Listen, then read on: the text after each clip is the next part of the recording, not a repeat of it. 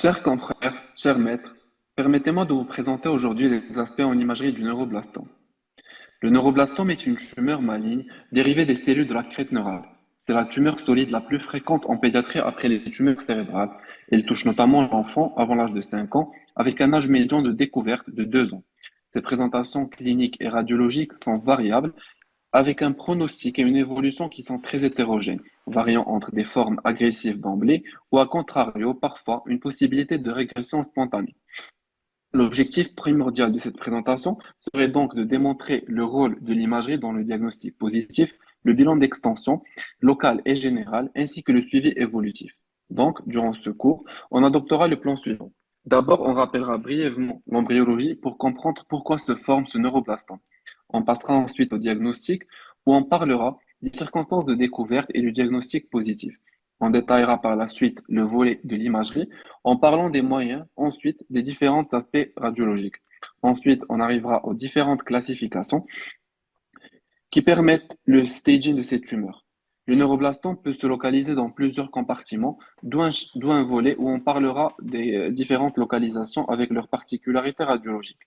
Ensuite, on entamera les modalités thérapeutiques avec le pronostic de ces tumeurs et avant de conclure, on présentera le compte rendu type qui doit sortir.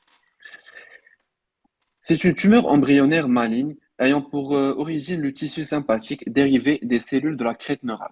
Donc, quand un fœtus est dans sa cinquième semaine de développement, les cellules de la crête neurale commencent à migrer le long du rachis. Dans la région thoracique, ils se différencient en neurones de la chaîne sympathique qui s'alignent de chaque côté du rachis. Et dans la région lombaire, ils se différencient en cellules de la médulaire de la surrénale.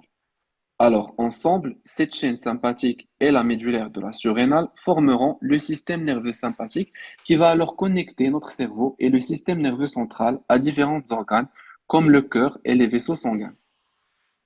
Cependant, parfois, ces neuroblastes ne se transforment pas et prolifèrent. Alors, la multiplication de ces cellules immatures est donc anormale, peut former une tumeur qui va se développer en n'importe quel point de l'organisme où existent des structures nerveuses sympathiques, c'est-à-dire le long du rachis et au niveau de la surrénale.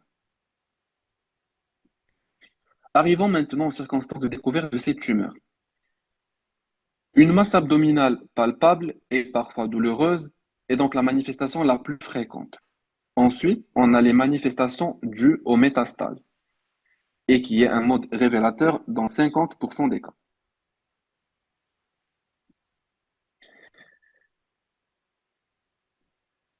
Une anémie et une fatigabilité, des douleurs osseuses peuvent survenir en cas de méta-osseuse et ostéomédulaire. Une découverte fortuite lors de l'échographie d'une hépatomégalie est également un mode de découverte.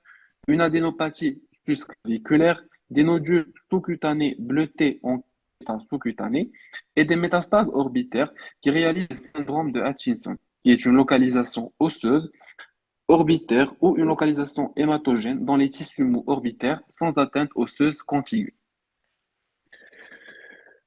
Quant à la biologie, le dosage des catécholamines est positif dans 90 à 95% des cas. C'est principalement l'acide vanylmondialique et l'acide homovanillique. Dans 5% des cas, les tumeurs ne sont pas sécrétantes et donc ce dosage va être négatif. L'imagerie permettra alors de faire la caractérisation tissulaire de la tumeur, d'évaluer l'extension de la tumeur et bien sûr de confirmer sa localisation. Quant à l'histologie, elle confirmera le diagnostic et va surtout réunir avant le traitement des éléments de pronostic. On a en gros trois types avec un aspect radiologique similaire qui sont le neuroblastome, le ganglioneuroblastome et le ganglioneurome avec une augmentation du degré de différenciation cellulaire et de bénignité selon les spectres. Neuroblastome malin, ganglioneuroblastome et ensuite le ganglioneurome qui est bénin. La scintigraphie au MIBG est liée à donc la MIBG elle est liée à la noradrénaline. Donc une absorption avide dans le processus de production des catécholamines. Donc on aura une augmentation de fixation de tous les sites de neuroblastome actifs. Cette scintigraphie sera donc l'examen de choix dans le bilan d'extension métastatique, en particulier ostéomédulaire, avec une spécificité qui est proche de 100%. Toute fixation osseuse est anormale, y compris dans les zones, sur les zones de croissance. Quant au myélogramme, il va donc permettre de dépister les métastases ostéomédulaires ainsi que de préciser le pourcentage d'envahissement. Donc, arrivons maintenant au volet de l'imagerie. Les moyens de l'imagerie permettront, en plus du diagnostic positif, de faire le bilan d'extension longitudinale et à distance, de dépister d'autres localisations, de classer la tumeur et d'assurer le suivi post-thérapeutique. Toutefois, les indications des différents moyens d'imagerie pour l'exploration du neuroblastome ne sont pas très bien établies. L'échographie couplée au Doppler permet d'évoquer le diagnostic et de participer au bilan d'extension, notamment chez le nourrisson, alors que l'imagerie en couple sur la TDM et l'IRM sont toujours nécessaires pour répondre aux questions des cliniciens et pour pouvoir faire un suivi post-thérapeutique. Quant à la radio standard, essentiellement à l'étage thoracique, elle pourra montrer des opacités de tonalité hydrique qui contiennent des calcifications fines et irrégulières, un déplacement des lignes paravertébrales, ainsi que des signes d'extension métastatique osseuse. Comme on peut voir sur cette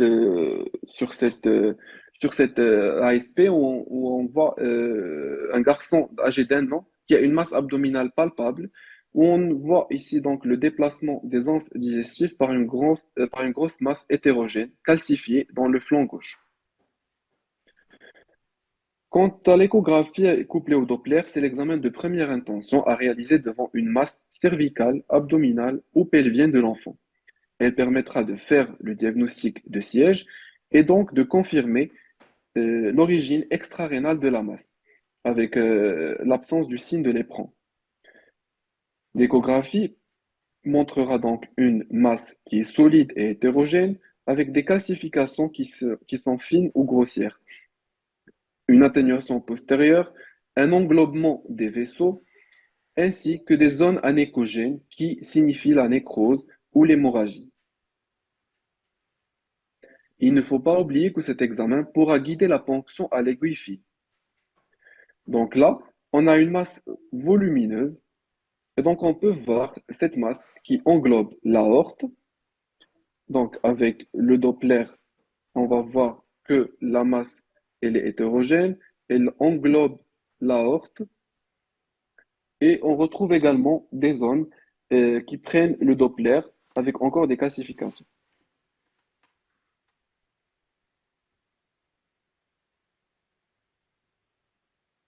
Là, c'est une masse rétropéritonéale hétérogène qui prend le Doppler, mais on voit qu'elle reste séparée de l'aorte sans l'englober.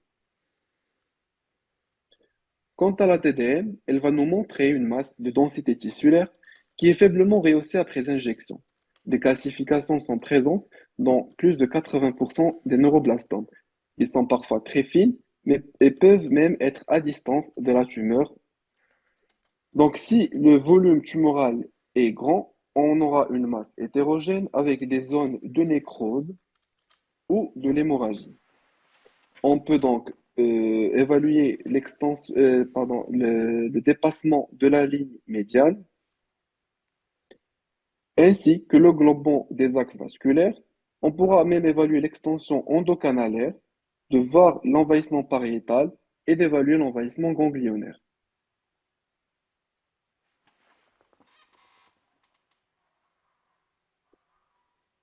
Donc, on peut voir sur cette coupe axiale d'une TDM injectée chez une patiente de 2 ans qui présente un neuroblastome, on peut voir donc la masse calcifiée, lobulée, de grande taille qui traverse la ligne médiane et qui englobe l'aorte, qui est donc décollée du rachis.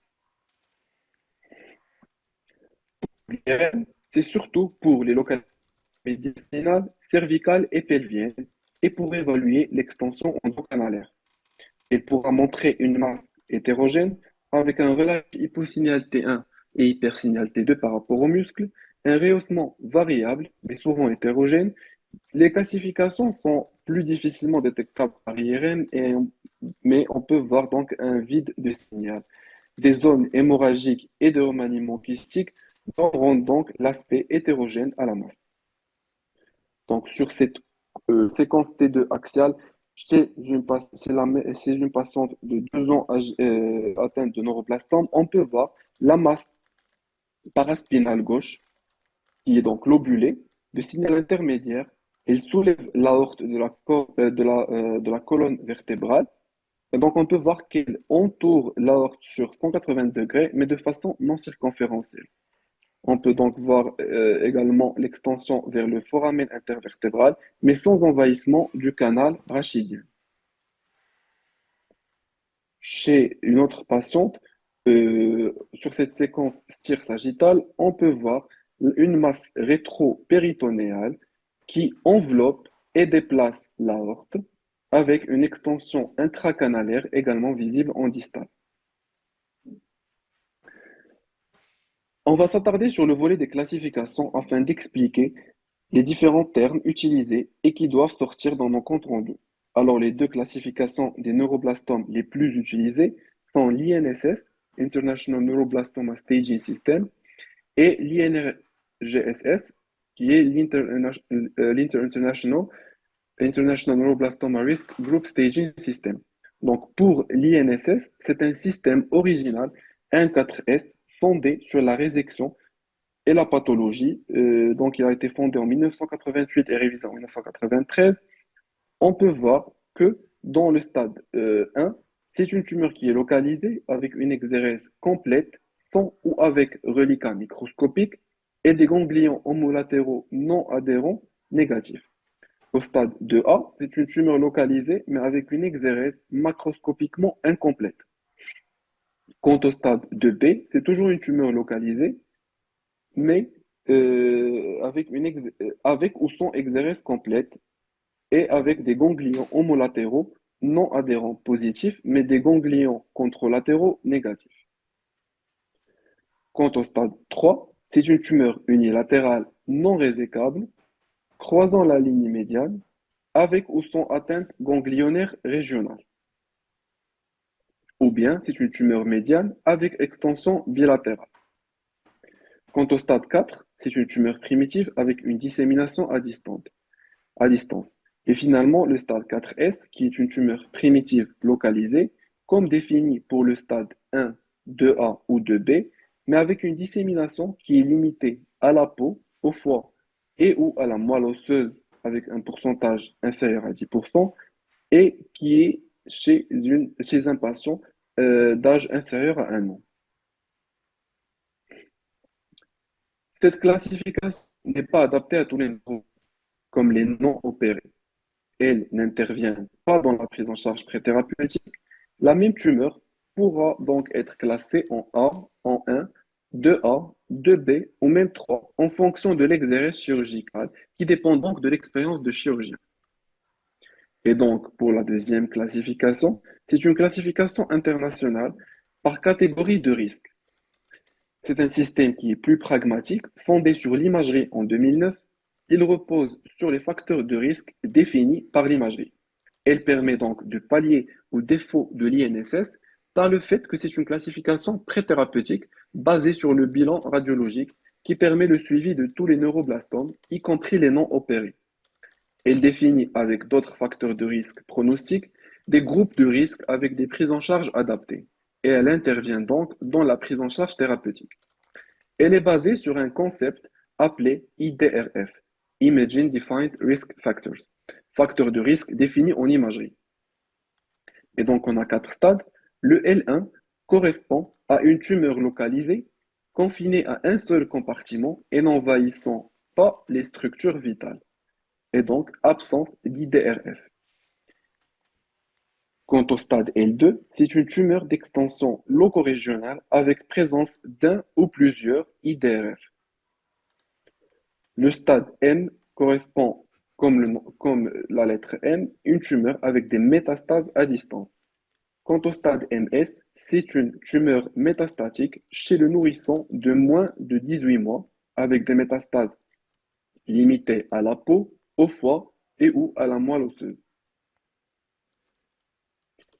Donc, ces facteurs de risque définis en imagerie qu'on avait appelés les IDRF sont des facteurs de risque chirurgicaux, mais qui ne constituent pas une contre-indication à la chirurgie. Ils sont basés sur des critères radiologiques définis par un consensus international. Ils sont uniformes et donc permettent d'identifier à l'imagerie un baseline avant tout traitement. Il faut noter que chaque localisation tumorale a ses IDRF. Ils obéissent à des définitions claires en utilisant certains termes qui sont la séparation, le contact, l'englobement, l'infiltration, la compression, l'extension et l'invasion. Commençons par le plus simple, c'est la séparation, qui correspond à la visualisation d'un liseré, généralement graisseux, entre la tumeur et les structures avoisinantes. Donc, quand la tumeur est séparée d'une structure vitale, que ce soit un organe ou un vaisseau, on dit que on n'a pas d'IDRF ou pas de facteur de risque chirurgical. IDRF égale 0. Ensuite, on a le contact et qui correspond à l'acte de liseré entre la tumeur et les structures avoisinantes, que ce soit un organe ou un vaisseau. Alors pour les vaisseaux, pour une artère, le contact doit être inférieur à 50% et pour les veines, la lumière doit toujours rester visible. Donc quand la tumeur est en contact avec une structure vitale ou est responsable d'un affaissement du veine sans englobement, on dit qu'il n'y a pas d'IDRF. Mais il faut garder en tête que cela est à l'exception des vaisseaux rénaux.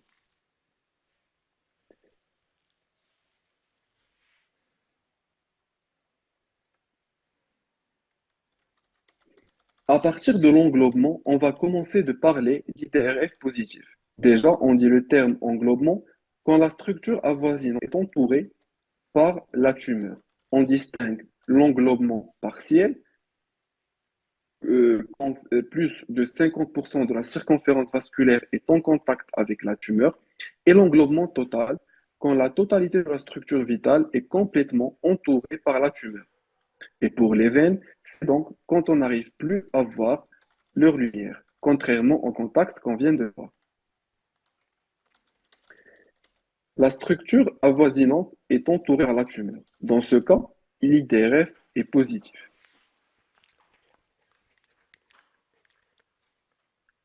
Ensuite, on a l'infiltration, qui correspond à l'atteinte de structures vitales autres que les vaisseaux. Une tumeur est dite infiltrante quand elle s'étend dans un organe, entraînant des marges floues, voire absentes entre la tumeur et la structure infiltrée. Donc, quand une tumeur infiltre une structure vitale, l'IDRF est donc positif. Pour la compression, c'est un terme réservé pour les voies aériennes. On parle de compression quand la tumeur, au contact d'une voie aérienne, est responsable d'une réduction de son petit axe. L'IDRF est donc positif. Quant au terme d'extension, il est utilisé pour décrire l'invasion tumorale du canal médulaire, en précisant le pourcentage d'occupation du canal rachidien sur le plan transversal. Donc, si c'est inférieur au 1 tiers, l'IDRF est négatif, mais si c'est supérieur au 1 tiers, l'IDRF est donc positif.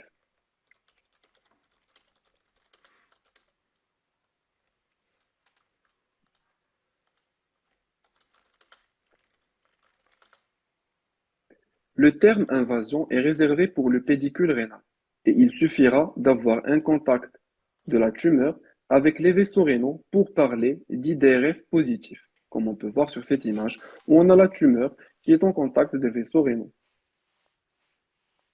Donc, pour résumer ce qui est défini comme IDRF positif, pour le terme contact, c'est uniquement quand ça concerne les vaisseaux rénaux, et ensuite l'englobement, l'infiltration, la compression, et également décrire l'invasion tumorale du canal médulaire, définie par le terme extension, quand le pourcentage est supérieur au 1 tiers sur le plan transversal. Donc, comme on a dit, chaque localisation tumorale a ses facteurs de risque. Pour cela, on va donc procéder à détailler les différentes localisations ainsi que leurs particularités radiologiques, en commençant par la localisation abdominale. qui est la plus fréquente. Pour l'origine, les deux tiers se localisent au niveau de la médule rénale. On aura donc une bien limitée et latéralisée. Quant au un tiers, ils vont se localiser au niveau des chaînes sympathiques paravertébrales. La tumeur est donc plus mal limitée et s'étendra vers les structures médianes du rétropéritoine. Donc à l'imagerie, il faudra rechercher un dépassement de la ligne médiane, une infiltration de la paroi, des piliers du diaphragme, du psoas ou du mésentère. On pourra donc même rechercher un prolongement intrarachidien, mais qui est relativement rare, sauf dans les formes s'infiltrant entre le rachis et le psoas. Et on devra donc rechercher également l'extension thoracique.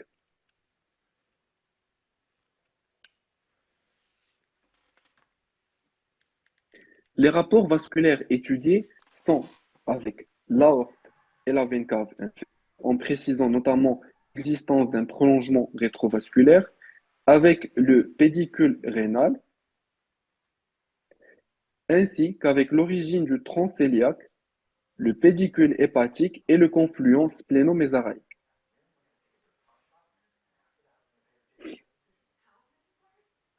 Donc, cette image, elle résume ce qu'on vient de dire, les rapports qu'on doit préciser, surtout avec les vaisseaux. Comme on peut voir ici, le contact avec les vaisseaux rénaux, l'englobement de l'origine du tronc cœliaque, et là avec le pédicule hépatique. Pour les rapports avec les organes de voisinage, il faut voir le foie et la rate. Les rapports avec le bloc duodéno-pancréatique sont très importants à préciser parce qu'ils présentent des difficultés opératoires pour le chirurgien et l'évaluation du risque rénal qui est capital. Donc, c'est surtout l'englobement et l'étirement des pédicules rénaux qui sont des éléments de gravité.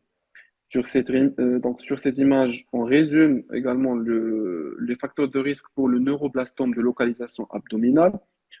Donc, comme on peut voir, l'invasion du pédicule hépatique. Donc, ici, comme on peut voir, c'est les vaisseaux rénaux qui sont atteints. Et là, c'est l'aorte descendante avec le tronc cœliaque et l'artère mésentérique supérieure. Avant de passer à la localisation thoracique, il convient de parler du principal diagnostic différentiel qui est le néphroblastome ou la tumeur de Wilms. C'est une tumeur du blastème rénal embryonnaire et qui est également fréquente, qui peut poser un problème de diagnostic différentiel avec le neuroblastome. Il existe certains critères qui permettront de différencier les deux tumeurs. Donc, pour la sémiologie clinique, la masse du néphroblastome, c'est une masse abdominale qui est souvent indolore, contrairement au neuroblastome qui est souvent douloureuse. La biologie pourra également aider dans le diagnostic du neuroblastome, puisque le dosage des catécholamines urinaires est positif dans 95% des cas.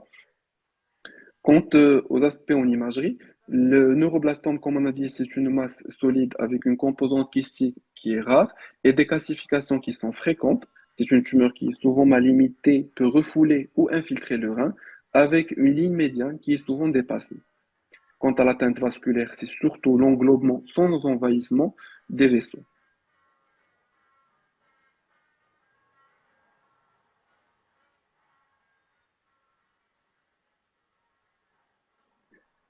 Quant à la masse du néphroblastome, c'est une masse hétérogène avec des portions kystiques qui sont fréquentes et rarement des calcifications. C'est une tumeur qui est bien limitée avec parfois le signe de lépreux. La ligne médiane est rarement dépassée et comme on peut voir, l'atteinte vasculaire dans le néphroblastome, c'est surtout l'envahissement et l'extension dans la veine rénale, puis la veine cave inférieure. Pour les métastases, le néphroblastome est souvent associé aux métastases pulmonaires, contrairement au neuroblastome où on a surtout les métastases osseuses. La deuxième localisation en termes de fréquence, c'est donc la localisation thoracique. L'origine s'est surtout développée aux dépens des chaînes sympathiques dorsales, occupant une gouttière paravertébrale avec souvent des prolongements en intracanalaire, où on aura l'aspect de tumeur en sablier. Donc, à l'image, on va rechercher un dépassement de la ligne médiane, une extension à la plèvre, la paroi et les piliers du diaphragme. Donc, également, il faudra rechercher une extension cervicale ou abdominale et un prolongement intrarachidien doit être également recherché puisque c'est très fréquent. Il faudra préciser les niveaux supérieurs et inférieurs de la trompe endocanalaire ainsi que le pourcentage d'occupation du canal rachidien par la masse dans le plan transversal.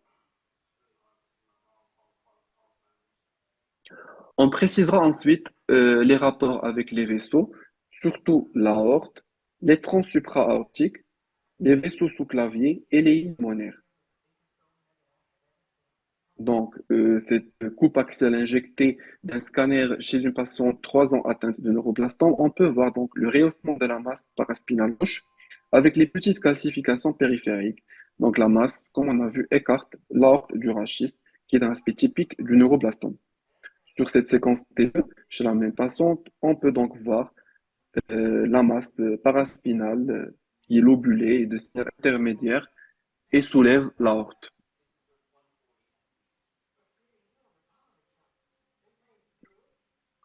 Il faudra également voir les rapports avec les branches du plexus brachial pour les neuroblastomes supérieurs et avec les vertèbres de T9 à T12 pour les neuroblastomes inférieurs. Les rapports avec les voies aériennes où on utilisera le terme de compression et finalement l'existence d'adénopathie médiastinale. Donc, on peut voir ici un neuroblastome chez une fille de 8 mois. Donc, sur ces séquences IRM, on peut voir la tumeur paraspinale gauche qui s'étend de D6 jusqu'à D10. Là, sur cette séquence T1, euh, donc on peut voir la tumeur et qui infiltre les gouttières costo-vertébrales et donc IDRF positif.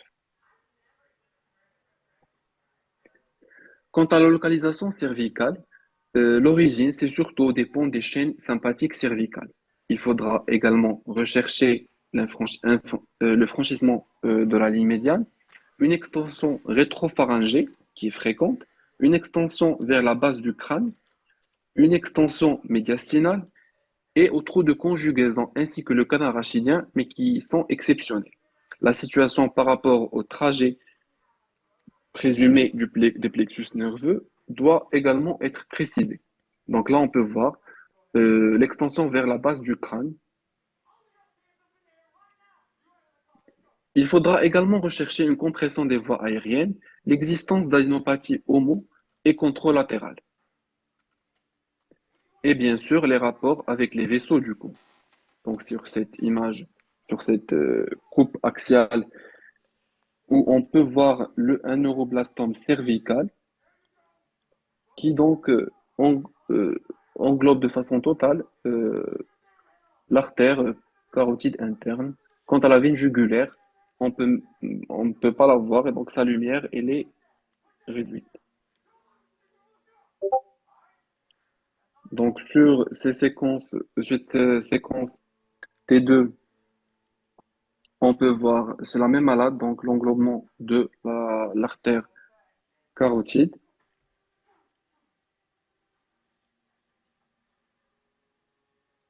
Donc, l'englobement tumoral de l'artère carotide, l'artère vertébrale ou la veine jugulaire, ainsi que l'extension à la base du crâne et la compression trachéale, sont définis comme des facteurs IDRF positifs.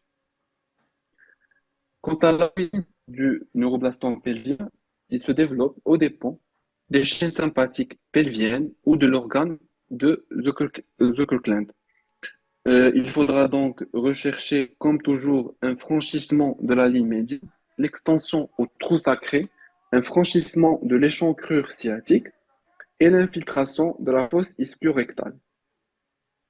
L'existence d'adénopathie est également un élément à rechercher.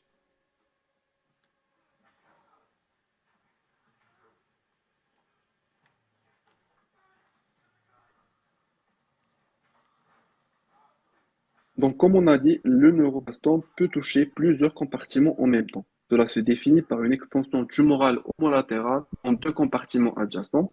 Par exemple, le compartiment cervical et thoracique, thoracique et abdominal ou abdomen et pelvis. Afin de parler des modalités thérapeutiques, il faudra d'abord parler des facteurs pronostiques, dont les principaux sont le stade de la maladie selon la NRGSS, l'âge, un âge supérieur ou inférieur à 10 ans, qui est donc le neuroblastome est de bon pronostic avant 18 mois, le type histologique ainsi que le grade de différenciation et les facteurs cytogénétiques, qui sont l'amplification de l'oncogène spike, l'haploïdie et des aberrations chromosomiques. Ces facteurs pronostiques et de classification par stade sont utilisés pour classer les patients dans différentes catégories de risques. Risque faible, risque moyen ou élevé. Donc, quand on moyen euh, thérapeutique, on a la résection chirurgicale, on a la chimiothérapie. C'est une tumeur qui est très chimiosensible. Cette thérapie pourra donc être en préopératoire, en post-opératoire ou pour traiter les métastases. Parfois, chimiothérapie à haute dose, une transplantation de cellules souches, notamment chez le grand enfant, est également un moyen thérapeutique. On a également la radiothérapie et l'immunothérapie. Donc, pour les neuroblastomes de très faible risque, soit c'est une abstention thérapeutique avec une surveillance rapprochée, puisque la régression spontanée est la plus probable si on a un nouveau-né avec une lésion de petite taille, un nourrisson avec une Mike négative avec une maladie localisée, ou asymptomatique, stade 4S ou MS. Sinon, c'est la résection chirurgicale. Normalement, la survie à 3 ans dans cette catégorie est de 97%. Pour le risque moyen, c'est surtout la chimiothérapie néoadjuvante, la résection chirurgicale et puis la chimiothérapie post-opératoire en fonction de la qualité de résection. Normalement, la survie à 3 ans dans cette catégorie est de 96%. Quant au risque élevé, un traitement intensif mais au cas par cas, associant souvent une chimiothérapie intensive, une radiothérapie, surtout en cas de méta-hépatique chez le grand enfant, ou bien une immunothérapie. Malheureusement, le pronostic pour ce groupe de risque est beaucoup moins bon, avec un pourcentage de survie à 3 ans inférieur à 50%. Alors avant de conclure, et vu que c'est un cours d'aspect radiologique, il convient de présenter un compte rendu type devant un neuroblastome. Il faudra donc préciser le siège de la tumeur et les mensurations de la tumeur sur 3 diamètres orthogonaux. L'accessibilité au prélèvement tumoro-percutané doit être systématiquement précisée au moment du diagnostic. L'opérabilité sera donc jugée sur le dépassement de la ligne médiane, l'extension compartiment sus ou sous-jacent, l'extension au trou de conjugaison et au canal rachidien, en précisant le niveau supérieur et inférieur de l'atteinte endocanalaire, ainsi que le pourcentage d'occupation du canal rachidien sur le plan transversal. Les rapports vasculaires doivent être parfaitement étudiés. Chaque vaisseau doit donc être classé soit comme séparé, au contact, englobé ou étiré par la tumeur. Et les rapports avec les structures avoisinantes, l'existence de plages liquidiennes doit être signalée au chirurgien. Donc, avant de conclure, et vu que c'est un cours d'aspect radiologique, il convient de présenter un compte rendu type devant un neuroblastome. Il faudra donc préciser le siège de la tumeur avec ses mensurations, donc les 3 diamètres orthogonaux de la masse principale. L'accessibilité aux prélèvements tumoraux percutanés doit être systématiquement précisée au moment du diagnostic. L'opérabilité sera jugée sur le dépassement de la ligne médiane, l'extension au compartiment sus ou sous-jacent, ainsi que l'extension au trou de conjugaison et au canal rachidien, où il faudra préciser le niveau supérieur et inférieur de l'atteinte endocanalaire, ainsi que le pourcentage d'occupation du canal rachidien sur le plan transversal. Quant aux rapports vasculaires, ils doivent être parfaitement étudiés. Chaque vaisseau doit donc être classé soit comme séparé au contact, englobées ou étirées par la tumeur, et les rapports avec les structures avoisinantes en précisant citons à distance, au contact, infiltré ou englobé. L'existence d'adénopathie homolatérale et contralatérale, ainsi que l'existence de plages liquidiennes qui doit être signalée au chirurgien puisqu'il y a un risque de rupture en péropératoire. Mais à part ce compte rendu type, qui est standard pour toutes les localisations, il convient de préciser les éléments IDRF positifs pour chaque localisation. On prendra l'exemple de la localisation abdominale puisque c'est la plus fréquente. Il faudra donc étudier pour cette localisation les rapports vasculaires avec l'aorte, la veine cave inférieure, en précisant notamment l'existence d'un prolongement rétrovasculaire, l'origine du tronc cœliaque, de l'artère mésentérique supérieure, le pédicule hépatique, le confluent splénomésarraïque et bien sûr le pédicule rénal. Les rapports avec les organes de voisinage, notamment le foie, la rate, le bloc du dent pancréatique et les reins, et finalement les rapports avec la paroi, l'infiltration des piliers, du psoas ou du mésentère. Donc, pour conclure, euh, le neuro peut toucher différentes localisations puisqu'il touche les tissus sympathiques.